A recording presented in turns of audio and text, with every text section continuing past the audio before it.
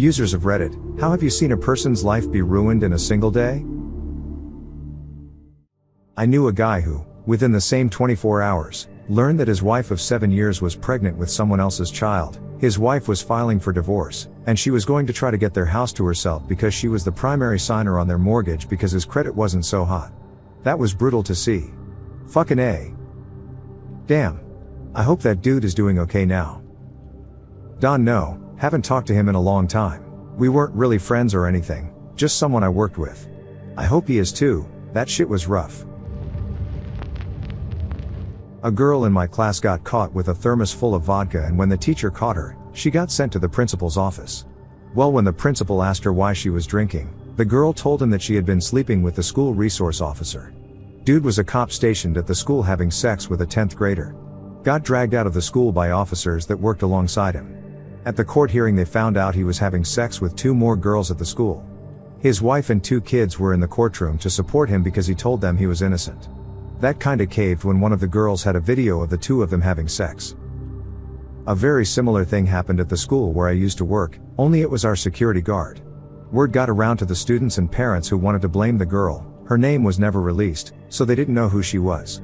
It was infuriating how many people wanted to blame the teenage girl for being provocative or seducing him, without knowing who the girl was. Most of us teachers knew who she was, and she was just a sweet, timid young lady. I'm sure she heard some horrible things about herself. Have a friend whose boss got into a gnarly car accident a week ago. Today she was officially told she's paralyzed from the waist down. She was also notified today that her husband died, non-car accident related. I don't know exactly why he passed, but to go from a happy life with your soulmate to not being able to walk and have your life partner die is something I can't imagine recovering soon from. I feel like this is worse than death. I hope she has other people around to help her. I asked my friend and it turns out she has a kid. They're grown up, but I don't know how they're gonna cope either. One of my friends was playing online with me when I hear a knock on his door through the mic. His parents walk in and decide to tell them that he is adopted and that they are getting a divorce. All in one go. No emotional breaks or anything, and my friend just breaks down over the mic as his parents walk out. One guy I knew found out that he was going to be a father on his graduation night. He was 17, and he looked absolutely destroyed. How is he, his child, and his girl doing now? Very well. He is very supportive of his girlfriend, and loves her and the child dearly. And as a response to the other comments, I was not shaming him or his girlfriend for what happened. Did I see someone's life get destroyed? Probably not. Did he look like his life got destroyed at the time? Yes. He looked very upset and he was freaking out about it. I had a former colleague who was doing his residency in general surgery. He had just started his 5th and final year of training. One day, in the middle of a surgical case, the police show up at the hospital for him. A tech pulled him out of the operating room, and he was arrested right there on the spot in front of everybody, still in most of his surgical attire. He had to do the walk of shame through the entire hospital, in handcuffs and operating room scrubs. Turns out his ex-wife had gone to the police claiming that he had molested their children. The children testified to this effect as well. All of us were blown away. This was the sweetest, most cheerful guy ever. Nobody thought him capable of something like this. Sure enough, it came out several months later that the kid's statements were coerced and that his ex-wife falsified the whole thing. It wasn't the first time she had attempted to screw him over, but it was definitely the most successful. Dude's career and life were fucked. Did he manage to get his job back? Also, not gonna lie, if I was that dude, I would have straight up shot the bitch. The truth only came out after he had spent months in jail and multiple court cases, and I was gone by then. As far as I know, he didn't get back into his residency. If you Google his name, the local news story about his arrest and mugshot is the first thing that pops up, as well as all the 1-star reviews where people he never met bombed him on doctor rating sites. That's gotta make future job prospects hard. As a marriage counselor, I often see one confession from a partner absolutely ruin their partner's life/future/self-esteem. It's heartbreaking. Do you think those people would have been better off not doing counseling? Or keeping the secret? No, because the counseling/truth ends up being the best for people. Even though it hurts, the wondering/suspicion/thoughts can ruin a person, too. Just more slowly. Cheating/lying are horrible things to do to people. We had extended family together for a holiday and everyone was making jokes about how my cousin was late. His mom and dad were involved in the jokes, texting him being upset about how he was late and all. Turns out, someone hit him in a head-on collision on his way over and he died on impact. The police knocked on the door to notify the family like a fucking movie. I'll never forget watching the family crumple to the ground. God fucking damn it. I am so sorry your family had to go through that. Thank you. Apparently the guy aimed for him on purpose too, so you can imagine how well the family has taken it. Coworker got caught stealing and got fired. He went home and told his wife, and apparently she had enough and left him and took the kids. Police found him the next morning in the woods deceased. I saw a man's life just crumble in less than 24 hours. Edit. Okay, for some context. When I say steal, I mean close to $100,000 in precious metals from a cushy federal government job over 10 years. He was going to be arrested and knew it. 3 weeks after graduating from high school, honors student got drunk at a party and put a knife in another guy's chest. Didn't kill him, but it was a close call. Goodbye adulthood. Oh, I've got a related one. I was in the Navy. One of my guys who was a third-class petty officer got into an argument with the chief he was working with in a shitty temporary job. Nobody knows the full story because they were the only two people there, but they both had knives and the chief stabbed him in the gut. I knew them both very well and I'm sure the kid was at fault, but he got a medical discharge and the chief got completely fucked after 17 years of service. I don't know what chief's actual fate was, but I know he was charged and the other guy wasn't. They were both what I would consider to be good people, but the kid definitely had a chip on his shoulder and the chief seemed like a totally boring but nice individual with a wife and kids and whatnot. Not a grumpy or hated guy like many others. Edit. Stabbed guy was fine after surgery. It's been 11 years or so and he's still posting on Facebook. I liked him too, but he was cocky and young. My neighbor knocked on the front door early one morning. We'd never met. He introduced himself and wanted me to know why there might be a lot of cars parked in front of the house. All 3 of his children had died in a car accident the night before. Shit. How old were the children? All around 18 to 22 if I remember correctly. Young. Geez. Good neighbor. Reminds me of a time when I was younger working in a convenience store. I had a regular customer who would come in and always get 2 packs of Cools, soft pack. I knew his face by that point so I would grab his smokes before he even ordered them, and I just casually asked how his day was going and he said, "Not well. My son was killed in a car accident last night." I had no fucking idea how to respond. I gave him his smokes for free. A friend of mine got busted in a drug raid and was caught with half a minivan's worth of weed. Similarly, my bud was dealing shrooms and pointed a gun at an undercover cop. Guess he had some bad experiences with customers before and started carrying. The cop didn't identify himself as a cop before grabbing him. He was afraid this random guy was going to hurt him. I think he was 17, happened in high school. Got out of jail recently and we chat once in a while. Honestly, I feel terrible for him because knowing him in high school he was a hippie kid and talking to him once he got out he can't find a job, really doesn't have any friends anymore, and is pretty much completely alone living in a bad neighborhood just trying to survive. To his credit though you can tell he is trying his best to fix his life. Yep. At least several times a month we had to take care of a family who learned that their child had cancer that day. Pretty terrible life-altering news. I spent a lot of time distracting kids with board games / coloring while their parents were talking to doctors, crying, and then amazingly pulling it together to continue on. My parents talked about this day for me. I was diagnosed with leukemia when I was between 3 to 4 years old. It was a misdiagnosis, but they said they thought it was a death sentence and it was horrible. Yup, and I did it. Boss had and produced Kitty. It disturbed me so much I spoke with a friend who was a desk sergeant the town over and asked what could be done. He passed word along to the chief of the town where it was happening. 2 days later the biggest cop I've ever seen walked through the door of our shop and asked to see everyone's ID. Cuffed and stuffed.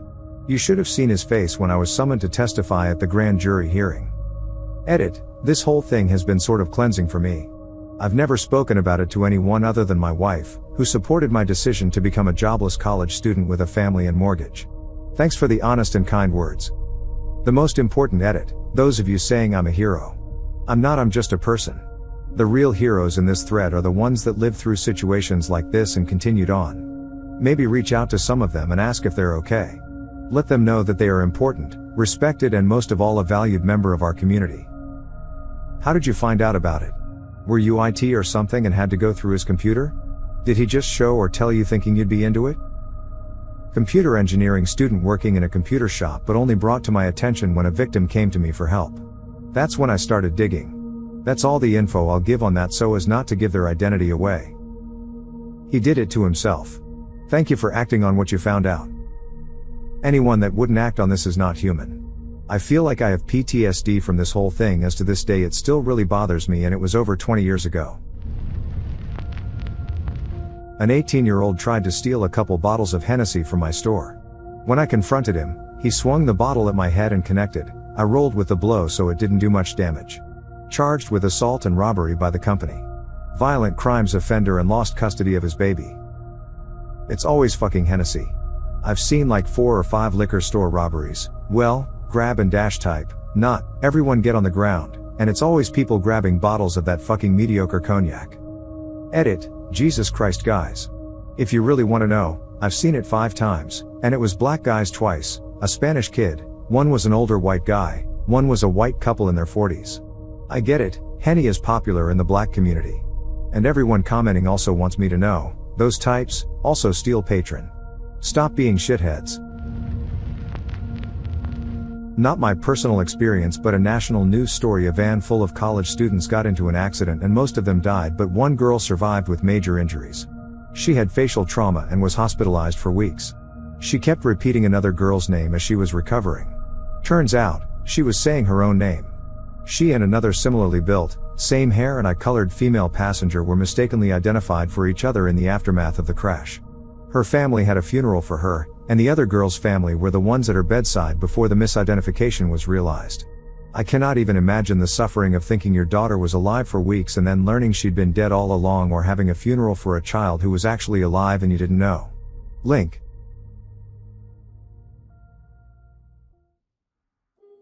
Doing an MRI on a 33-year-old healthy man, because he was a bit dizzy, and finding a golf ball tumor in his brain. Read the radiology report, Googled type of tumor, finding only 5% survive.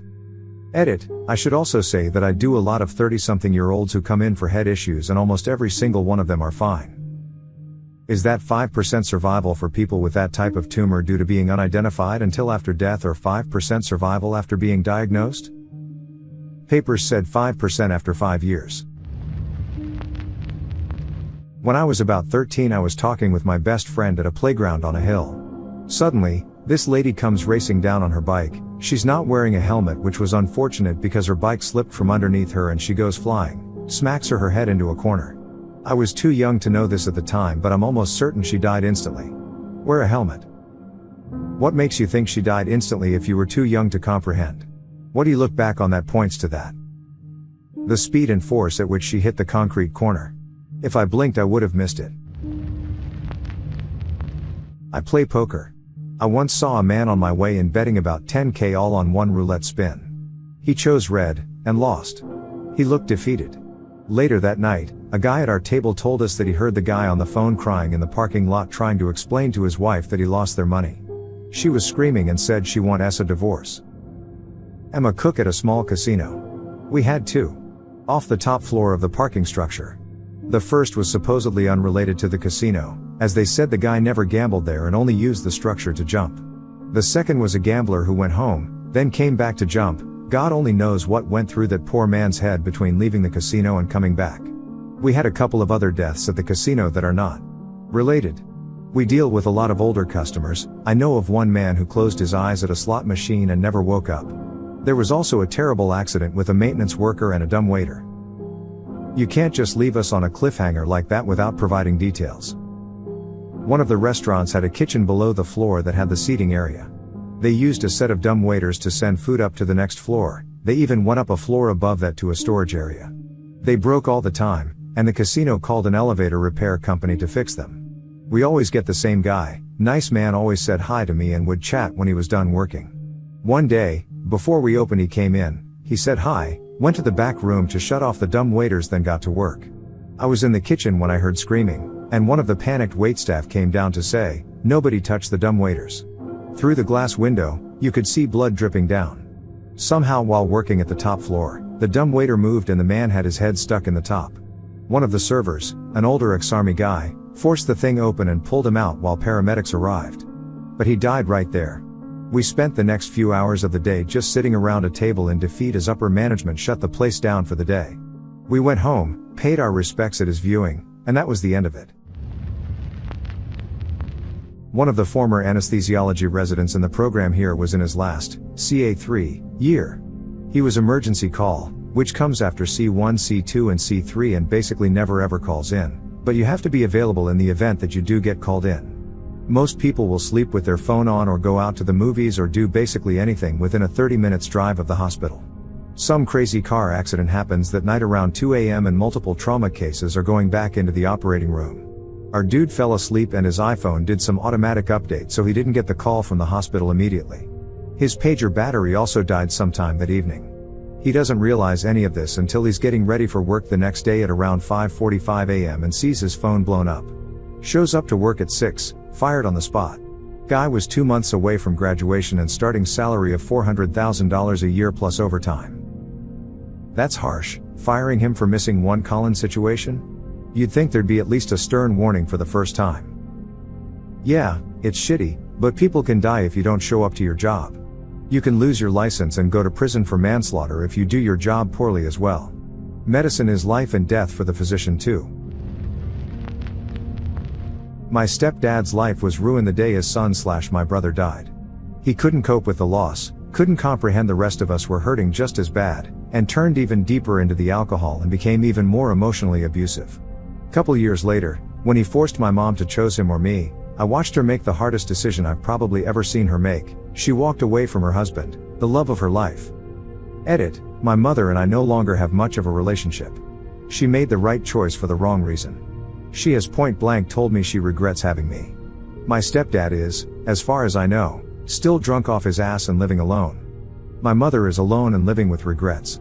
As for me, I'm still healing from the scars but mostly doing okay. Edit 2, I am still processing my mother's words. I do not take the blame she tried to place on me. I do not feel that I am a mistake. I know that her feelings/problems are not my fault. I know I am here for a reason, even if I don't know what it is. Every part of this is heartbreaking. I'm sorry, and I hope you guys all get to a better place. Last I heard, they are both leading pretty sad and lonely lives. Haven't seen/heard from my stepdad since we moved out. Haven't talked to my mom in recent history due to the whole I regret having you conversation. As for me, I'm doing okay now. Was left with some pretty deep scars that I'm still working through or trying to at least, but I've come to terms with the fact that some of them will never heal. My elderly father unwittingly married a woman who would abuse him for 4.5 years before we found out. We met her on the day of the wedding. That day sealed his fate. She isolated him from us, coerced him to sell his assets, stripped his bank accounts, heavily drugged him and almost killed him, but we rescued him and he lived with us until he died. We tried to get the police to take action, but they said we should use the civil courts because the criminal law was out of step with predatory marriage. Bullshit, man, I'm sorry. We had 3 police investigations. She had used a false name and address to get onto his bank account just after she met him. She lied, defrauded, drugged him and, as Dad said, treated me as badly as she could get away with, and the police did nothing. We have done everything to get justice. We are in court again hoping this court will decide once and for all that she is a criminal. We were lucky to get to help him before she killed him. She had arranged a meeting with his executors when he was still alive, so clearly she believed she had done enough to kill him. I've heard stories like this more than once. How does a grown person allow themselves to be bullied and taken advantage of like that? If you have a manipulative psychopath in control of an elderly infirm man with dementia grieving his wife and his family is not able to see him without her, then very easily. A kid I went to school with and his sister died in a car crash. They were in the car behind the parents' car driving the older sister to her first year of college. Parents made a turn and no longer saw the kid's car behind them. I would say finding both your kids dead is up there. I was working with a guy, 16, one day when he gets a phone call. His dad, mom, brother and sister had gone to pick up the new family car. His dad took a corner too fast and drove straight into the underside of a bridge. Guy lost his entire family in a split second, and the only reason he wasn't in the car too was because he was at work. Edit, wow, this really blew up. To answer a few questions, they were in a brand new car. It was officially blamed on excessive speed. The corner was a weird one. You kind of go under the small but solid concrete bridge, through a slight S-bend while also going down and up a slight hill, not really dangerous unless you're speeding. I don't know what happened to the poor guy. This was approximately a decade ago and I was only a teenager myself. I just remember never seeing him at work again. There are newspaper articles, but I'm not sharing because they name names and I don't want to dox the poor guy or myself. I didn't know my biological father. He remarried after my mother dumped him and had 3 kids with his new wife. When the oldest was 12, bio dad and wife left her in charge and went out to the movies or something and came back to a house in flames and 3 dead daughters. When I finally met him decades later, he told me that they smelled gas in the house that morning but didn't do anything about it. So he had to live with that. Your bio dad is an absolute fuckwit. Was. He died. My mother told me years later that she left him because he was careless with my safety as an infant after being a lousy husband anyway. I don't know if this is true or if she only said it after learning what had happened to his other kids. I grew up best friends with my sister and one day she didn't come home from work. I was 16 at the time, she was 22. I heard my parents start to rumble around the house turning the lights on and I could hear more commotion and panic. The cops had called our house cause they found my sister's car damaged on a street in the middle of a neighborhood with the driver's side door still open and they found one of her shoes was in the middle of the street. The next morning, still no sister. She worked as a bartender. She left work that night and some guy followed her, side-swiped her car and when she got out to swap insurance he kidnapped her and put her in his truck and drove off, and that night continued to grape and abuse her and held her captive through the night and into the next day.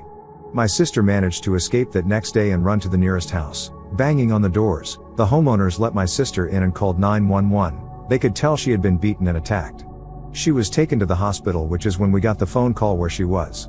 She had 2 broken ribs, her face was nearly black and blue, both black eyes, and scratches all over her body. After that I've never had my sister back. She survived the attack but she suffers horrible anxiety and panic attacks. She can't go out in public alone. She drinks heavily and is terrified to move out of my mom's and live alone. I don't know, I just used to look up to her and we would laugh and watch movies and bounce on the trampoline and she would drive me to try local food chains and we would listen to music, and ever since I've never had my big sister back. I'll always love her, but it breaks my heart.